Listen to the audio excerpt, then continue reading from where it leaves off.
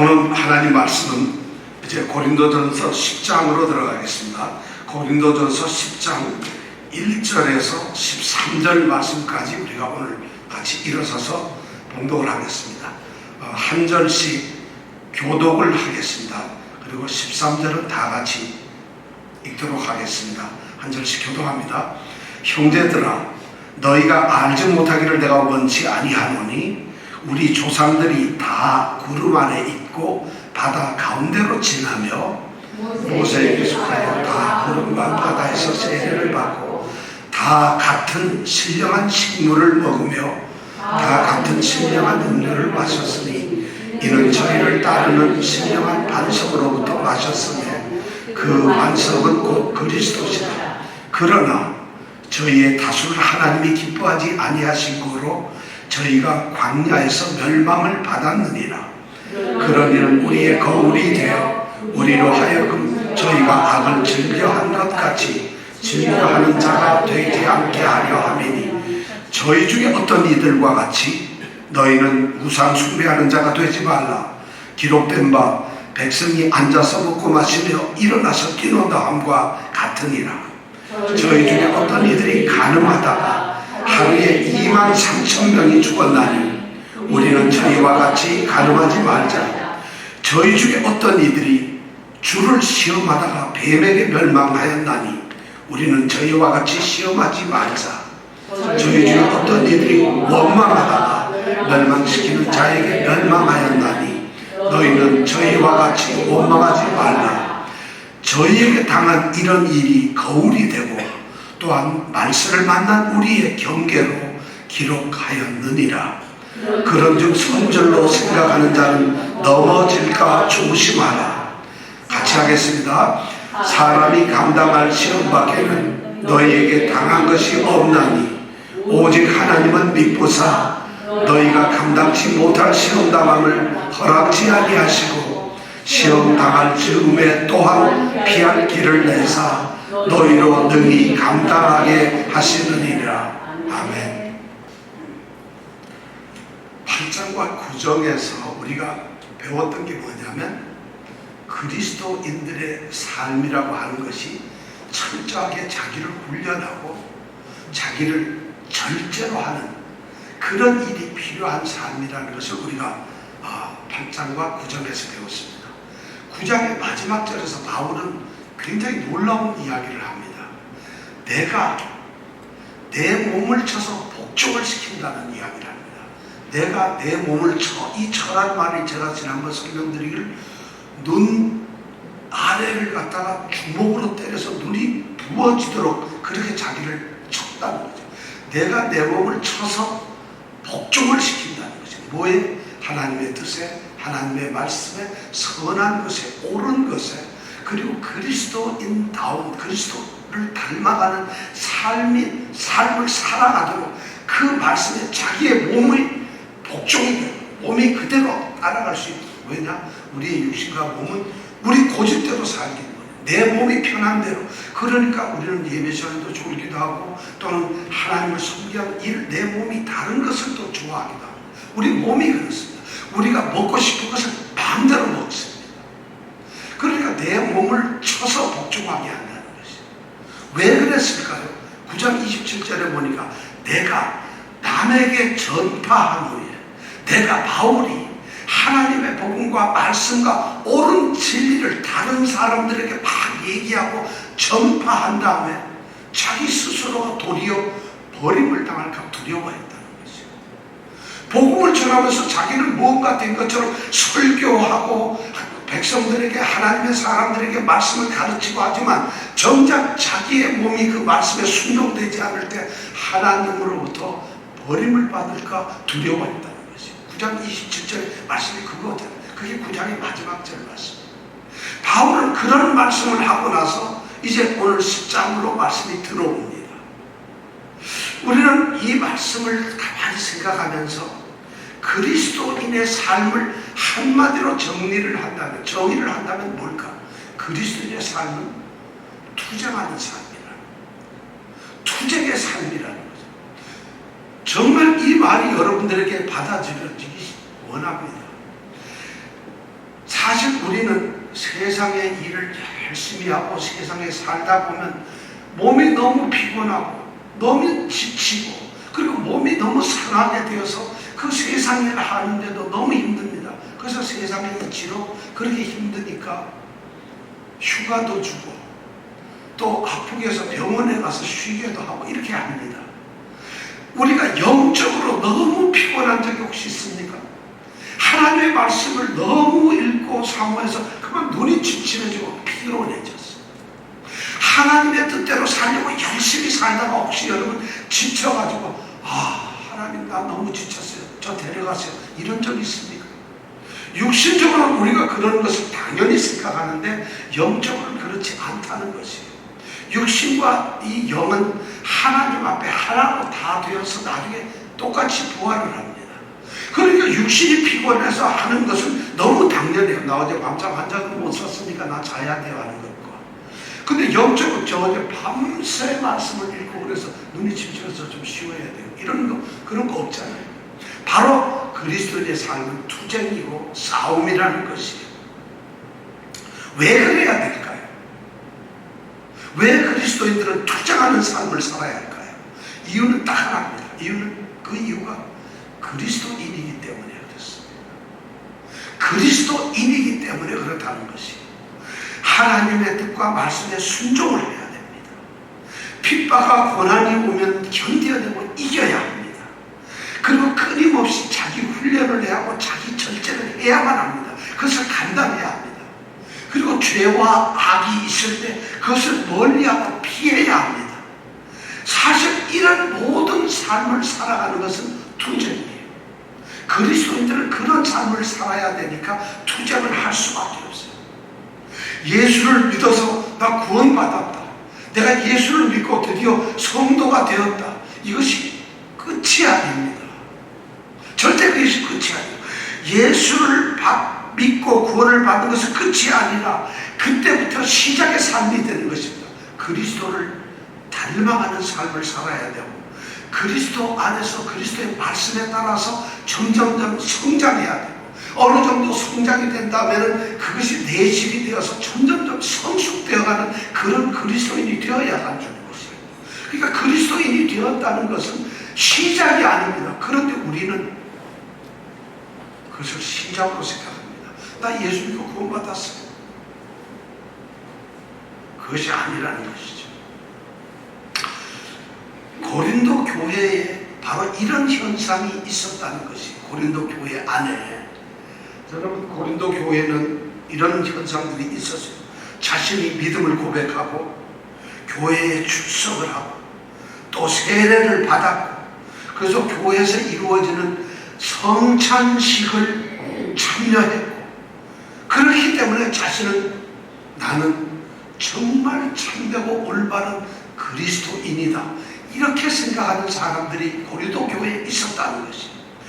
쓸데없이 자기 자신이 과신한 너무 지나치게 믿어요. 자기가 그리스도인이라는 걸. 또 그렇지 않으면 그들은 어떤 거짓된 그런 확신을 가지고 있어요. 사실은 아닌데도 불구하고 내가 그래도 그리스도인이 이런 거짓된 그래서 자기 스스로 나는 구원받았다 안전하다 하는 이런 착각과 위선적인 삶을 산다는 것이 이런 현상들이 고린도 교회에 있었는데 오늘날 교회에서도 동일한 일들이 일어나고 있다는 것이 오늘날 교회도 그 당시 고린도 교회와 조금도 다름이 없는 현상들이 일어나고 있습니다. 하나님의 말씀에 보면은 하나님의 말씀은 우리가 무엇을 해야 된다는 권고의 말씀이 있지만 또 이런 일은 해서는 안 된다는 경고의 말씀이 있는데 그것을 말씀을 모르거나 말씀을 멀리하거나 그런 일을 아예 무시를 해버리거나 아니면 그런 말씀을 잘못 이해를 해서 그렇게 해서 전혀 말씀과 관계없는 삶을 살아가는 사람들이 있고 또 교회 와서 말과 입으로 신앙을 고백하면서 삶은 그 신앙 고백과 서로 일치하지 않게 살아가고 있고 머리로 아는 것과 심장으로 느끼는 것과 손과 발이 살아가는 것이 전혀 다른 그냥 지식적인 그리스도인들, 그냥 마음의 그리스도인들이 너무 많다는 것이죠. 그뿐만 아니라 지나친 구원의 확신을 가진 교회는 성도들에게 거의 맹목적으로 구원의 확신을 갖습니다. 하나님을 믿으니 우리는 구원을 받았습니다. 하나님을 믿으니, 물론 그 말은 틀림이 없습니다만 하나님을 믿느냐 하는 것과 믿으니 하는 것과는 전혀 다른 문제라는 거예요. 그러니까 하나님을 믿으니 구원의 확신을 가지고 있다, 이걸 강제적으로 주입시켜준다고 합니다. 그래서 위선된, 거짓된, 잘못된 구원의 확신을 가지고 그리스도인인 것처럼, 구원을 받은 하나님의 백성인 것처럼 살아가는 교회 안의 성도들이 너무 많다는 것이에요. 그리스도인들은 썩을 면류관이 아니라 썩지 아니할 그 면류관을 얻기 위해서 운동장에서 경주를 하고 있는 자들입니다. 우리 그리스도인들은 그런 자들이에요.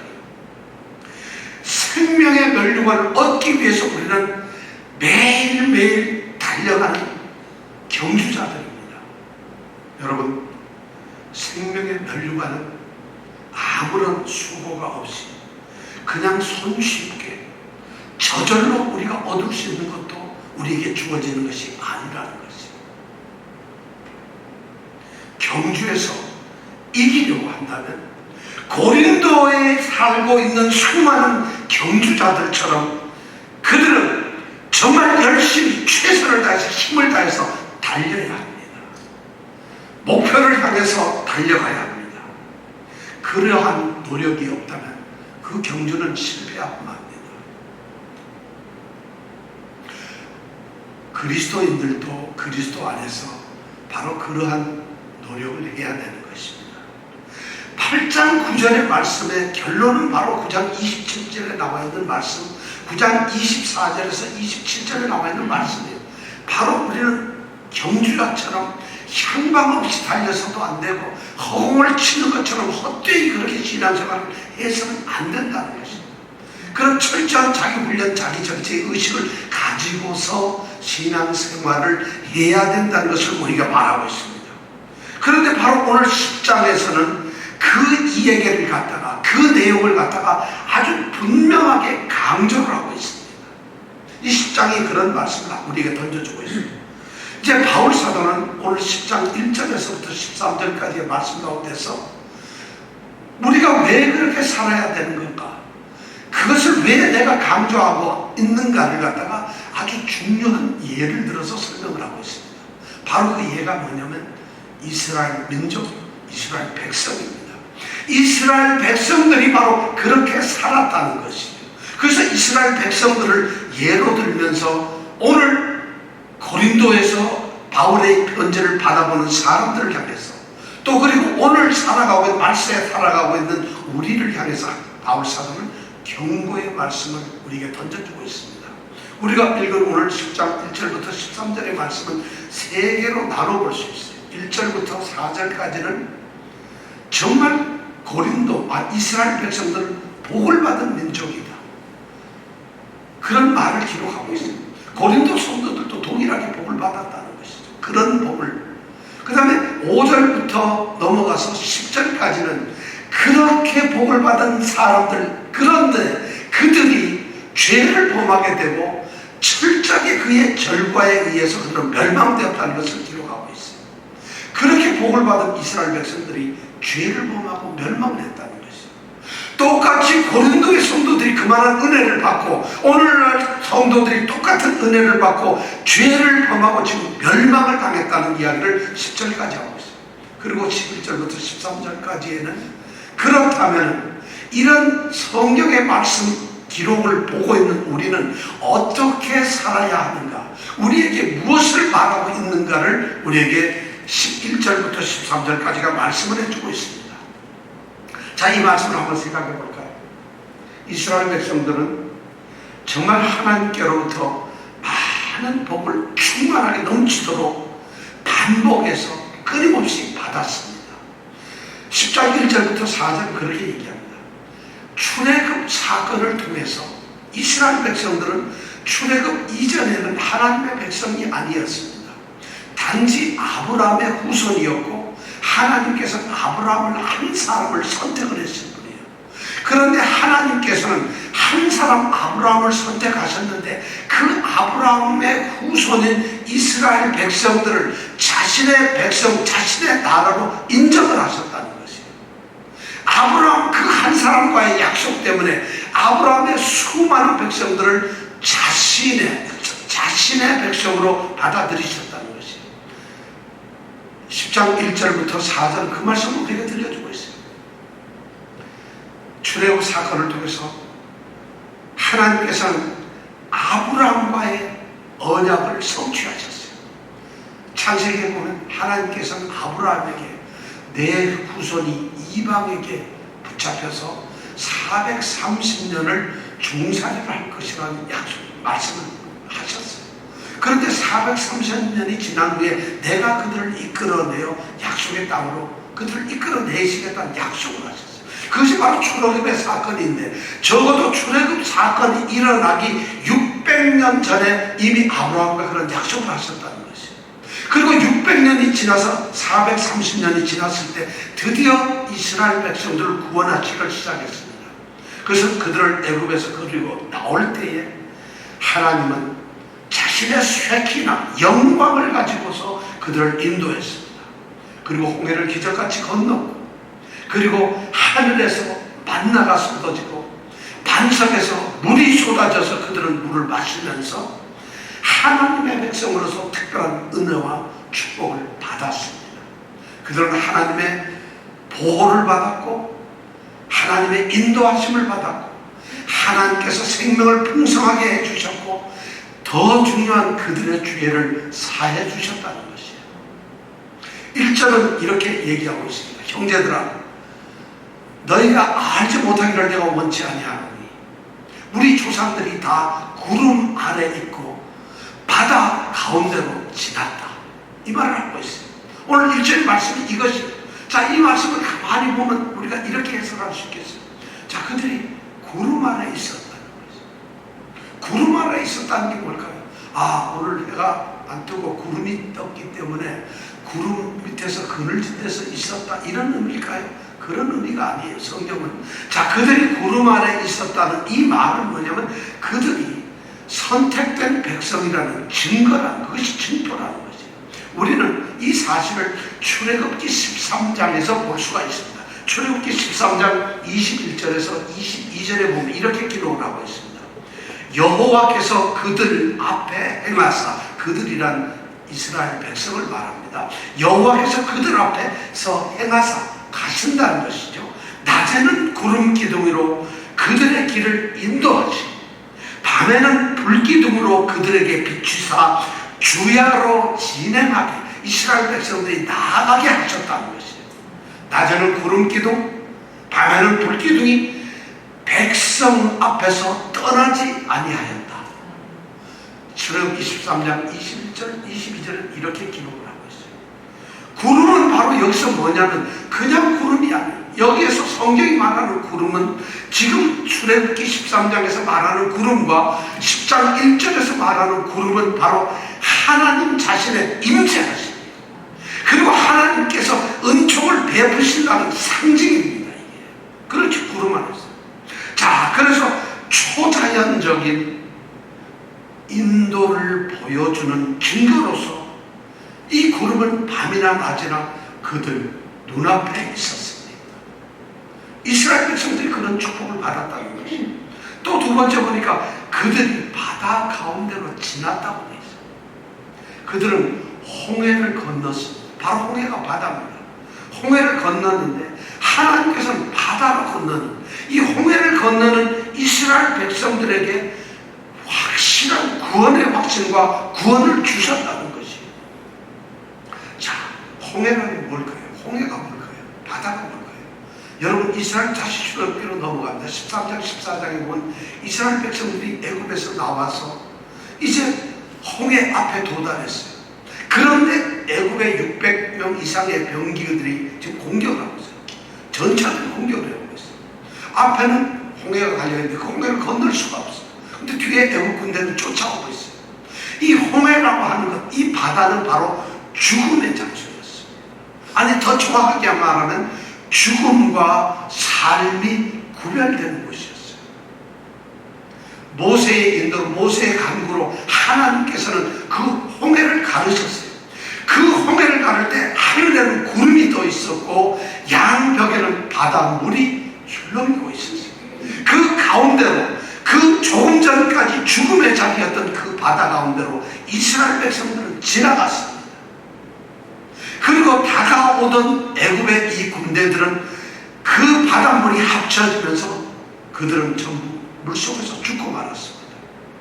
이 홍해는 바로 이스라엘 백성들에게는 생명의 장소였지만 죄악된 악한 애굽의 군대에게는 죽음의 자리였다는 것이, 홍해는 바로 삶과 죽음이 나눠지는 것입니다. 이스라엘 백성들에게는 구원의 장소였다는 거예요. 바다 가운데로 지났다는 얘기는 이스라엘 백성들에게 생명이 주어졌다는 것입니다. 그들이 구원을 받은 백성이 되었다는 것입니다. 구원을 받았다는 것이 바다 가운데 지났다는 것입니다. 근데 10장에서 바울 사도는 이렇게 얘기합니다. 이스라엘 백성들을 우리 조상들이라고 말하고 있어요. 우리 조상들. 고린도 교회에 있는 성도들은 이방인들이 훨씬 많았어요. 거의 다가 이방인이었어요. 그런데 이방인 성도들에게 바울 사도는 아브라함을 비롯한 아브라함의 후손인 당시 모세 당시에 그 이스라엘 백성들을 우리 조상들이라고 말을 하고 있다는 것이에요. 또 오늘날 우리에게도 동일하게 우리 조상이라고 말을 하고 있다는 것이에요. 왜 우리의 조상일까요? 실제로 우리가 이스라엘 백성들인가요? 유대인인가요? 아니잖아요. 근데 바울은 성경에서 분명히 우리 조상들이라고 말을 하고 있다는 것이에요. 그 얘기는 뭐냐? 고린도의 성도들이나 그 당시 홍해를 건넜던 이스라엘 백성이나 다 아브라함의 약속에 의해서 이 땅에 하나님이 선택한 하나님의 언약 백성이라는 말이에요. 그러니까 다 같은 백성이에요. 그래서 바울은 10장 1절에서 형제들아 이렇게 부를 수가 있어요. 바울에는 절대 형제가 아니에요, 그들은. 그런데도 바울은 그들을 형제들아 이렇게 부르고 있어요. 그리스도 예수 안에서, 믿음 안에서 그들은 형제이기 때문에, 한 민족이기 때문에. 그러면서 여기 보니까 10장 1절에 또 보니까 우리 조상들이 다, 이 다라는 단어가 들어가 있어요. 근데 오늘 말씀을 아주 주의 깊게 읽은 우리 성도님들은 이미 눈치를 채셨겠지만 10장 1절부터 4절까지에는 이 다라고 하는 단어가 5번이 나옵니다. 10장 1절에 보니까 우리 조상들이 다 이렇게 했어요. 그 다음에 2절에 모세에게 속하여 다 이렇게 얘기했어요. 3절에서는 다 같은 시죠. 4절에서는 다 같은 시죠. 자, 이 다라는 말을 이렇게 많이 하고 있어요. 우리 원문에는, 우리 성경에는 4번밖에 번역이 안 되어 있는데 원문에는 5번이 사용되어 있어요. 왜 다라고 했을까요? 강조하는 거죠. 이스라엘 백성들이 누구 하나 빠짐없이 다 구원을 얻었다는 거죠. 10장 1절에서 그 얘기를 하고 싶어요. 그래서 바울은 우리의 조상인, 우리의 믿음의 선조들인 그들 이스라엘 백성들이 출애굽을 하면 하나님의 은혜와 인도와 보호하심과 그 하나님의 능력에 의해서 그들이 구원을 받았다는 것을 형제들이 알기를 원했어요. 고린도 성도들이 그것을 알아야만 해요.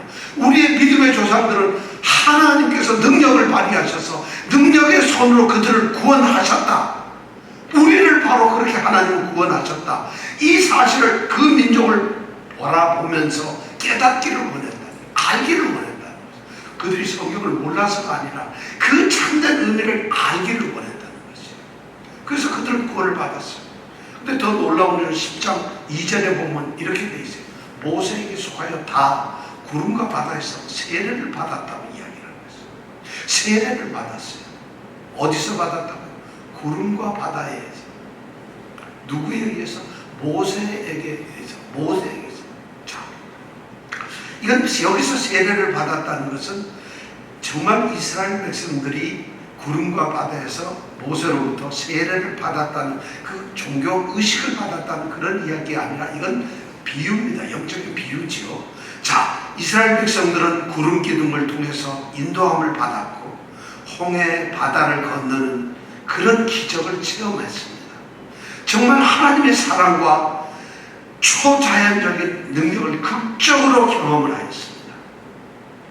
이런 경험은 그들로 하여금 우리는 이제 하나님의 택하신 거룩한 백성이로구나, 우리는 이제부터 구원받은 백성이로구나 하는 그런 정체성을 분명히 그들에게 각인시켜 주었고, 그들은 그런 확신을 가지고 살게 되었다는 것이에요.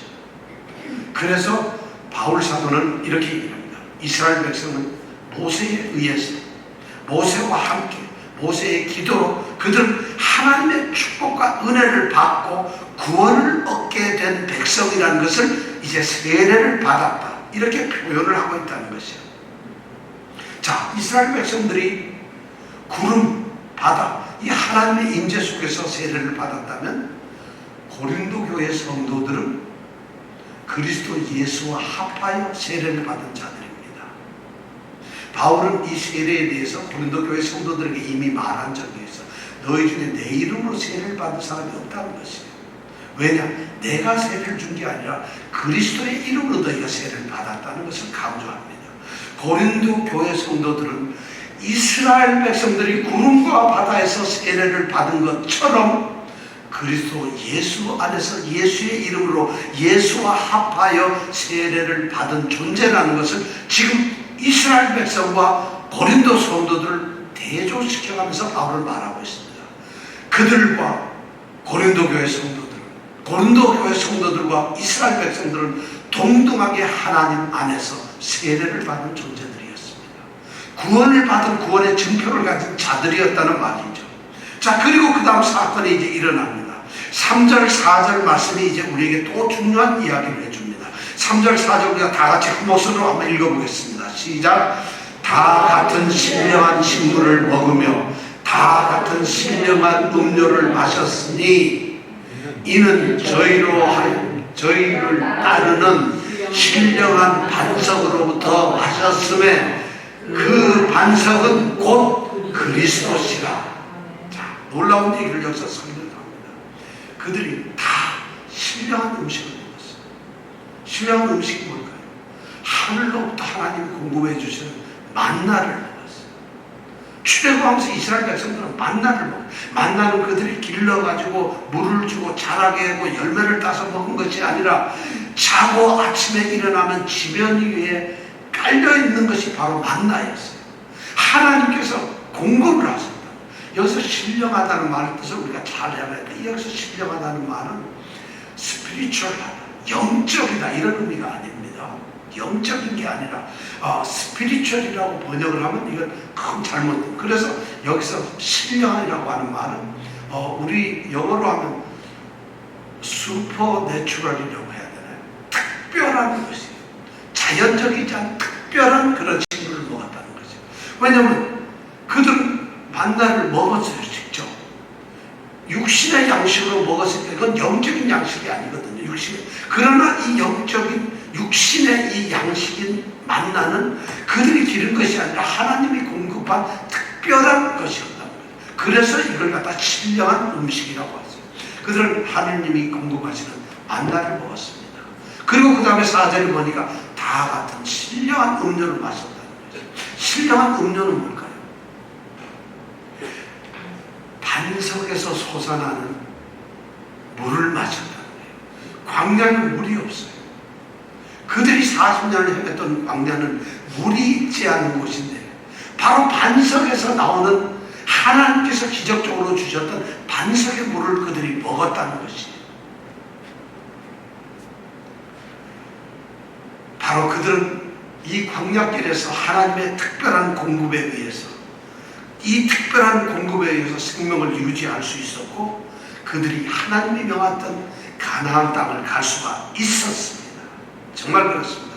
자, 물을 공급하는 그 반석은 오늘 이렇게 보니까 4절에 보니까 그들을 따르는 반석이에요. 반석이 말이죠, 이스라엘 백성들이 가는 길을 따라서 가는 반석이라는 거죠. 이게 무슨 말일까요? 어떻게 반석 돌이 이스라엘 백성들이 둘러매고 갔을까요? 이스라엘 백성들이 충분히 먹을 수 있는 물을 공급하는 반석이라면 크기가 어느 정도 돼야 될까요? 그럼 그 반석을 이스라엘 백성들이 오늘날처럼 이렇게 쌓이고 트럭에다 싣고 이렇게 가는 건가요? 아니면 지게차로 해가지고 이렇게 막 지고 가는 건가요? 아니면 썰매를 만들어서 끌고 가는 걸까요? 자, 반석 여기 보니까 이는 저희를 따르는 신령한 반석이라고 말하는 거죠. 거기에서 물을 얻었다고 했어요.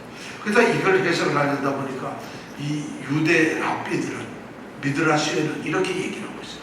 실제로 그런 일이 있었다는 것이에요. 왜냐하면 유대인들은 이 모세 오경을 철저하게 문자대로 다 믿거든요. 그래서 이 반석을 갖다 그들은 미리암 우물이라고 이름을 지었어요. 모세의 유인 미리암의 우물이다. 그래가지고 이게 높이가 한 4.3m, 이 바위 덩어리가 둥근형으로 되어 있는 4.3m 높이의 바위가 있었다는 거죠. 실제로 물을 쏟아주는 바위. 그 바위가 이스라엘 백성들이 가면 뒤에서 바위가 따라간다는 것이에요. 그들은 그렇게 설명을 하고 있어요. 4.3m면 어느 정도 됩니까? 여기서부터 여기까지 됩니까? 어떻습니까? 이 바닥에서 여기 천장까지 됩니까? 4.3, 조금 더 되죠? 덜 돼요? 그러니까 이 4.3m 이 바위가 따라왔다. 그것을 미리암의 우물이라고 하거든. 그렇게 하면서 이걸 얘기를 했어요. 정말 참 어이없는 얘기죠. 사실 이 말이 뭘까요? 저희를 따르는 신령한 반석이라는 것이 뭘까요? 자, 이건 이거예요.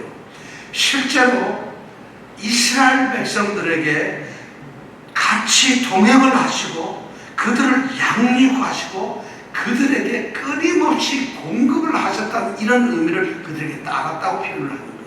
그분이 바로 누구시냐?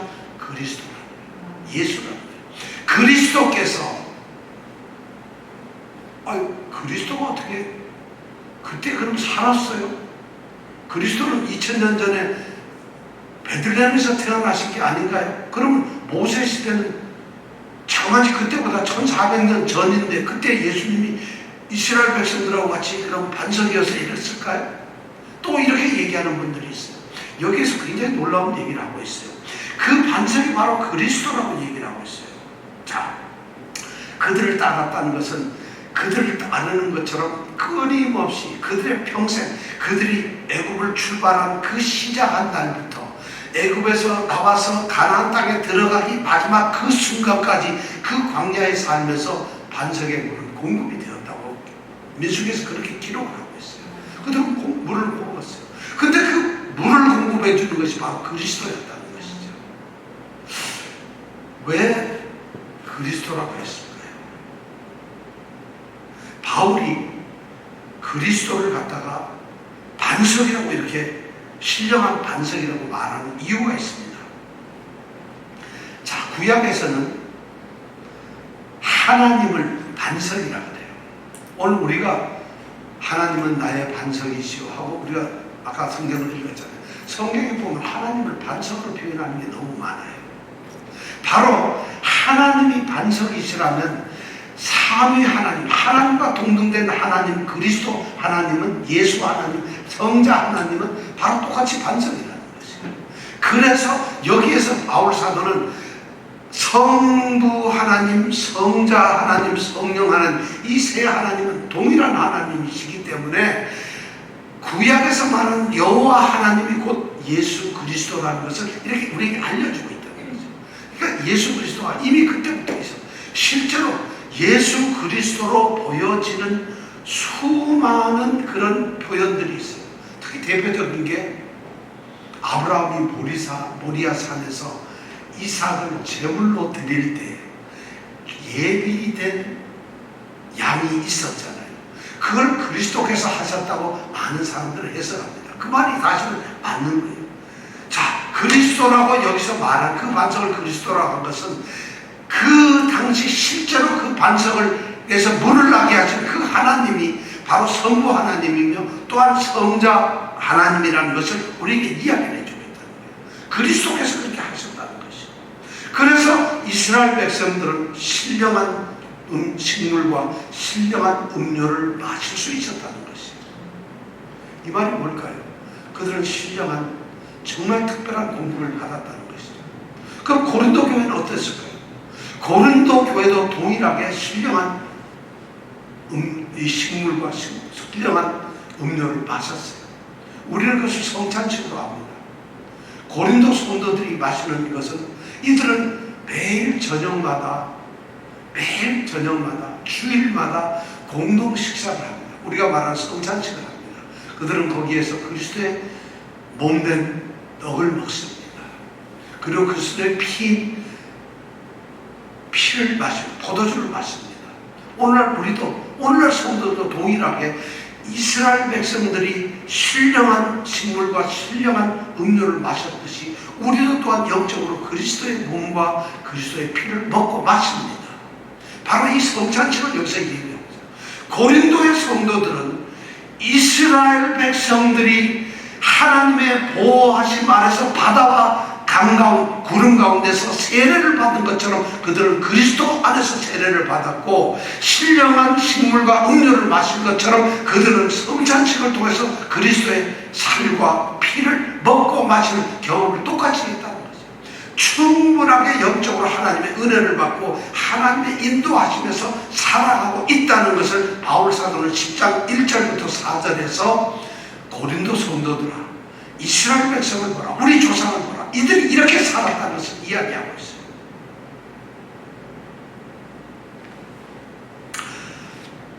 그런데 놀라운 사건이 벌어집니다. 우리는 5절 말씀에서 충격적인 이야기를 듣습니다. 1절부터 4절까지의 말씀은 하나의 문장으로 되어 있습니다. 그런데 5절 문장은 딱 간단한 한 문장으로 되어 있습니다. 1절부터 4절까지는 그들이 받은 무한한 축복에 대해서 한 문장으로 길게 이야기를 합니다. 그런데 5절은 간단하게 한 문장으로 이야기를 하고 있습니다. 자, 5절 우리 함께 읽어볼까요? 5절만 함께 읽어보겠습니다. 시작. 그러나 저희의 다수를 하나님이 기뻐하지 아니하신 거로 저희가 광야에서 멸망을 받았느냐. 이 짧은 말 가운데서 충격적인 선언을 바울 사도는 합니다. 이스라엘 백성을 향해서 일어났던 4절까지 놀라운 축복 가운데서 그 놀라운 축복을 받던 이스라엘 백성들 가운데 5절에 보니까 엄청난 충격적인 아주 예리한 강렬한 정말 감당할 수 없는 그런 이야기를 합니다.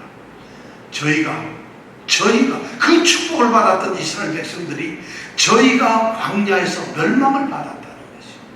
저희가 광야에서 멸망을 받았다는 것. 하나님의 은혜 가운데 살고 은총을 받고 세례를 받고 신령한 음식을 먹고 신령한 음료를 마셨던 그들이 저희가 전부 광야에서 멸망을 받았다는 것이죠. 왜?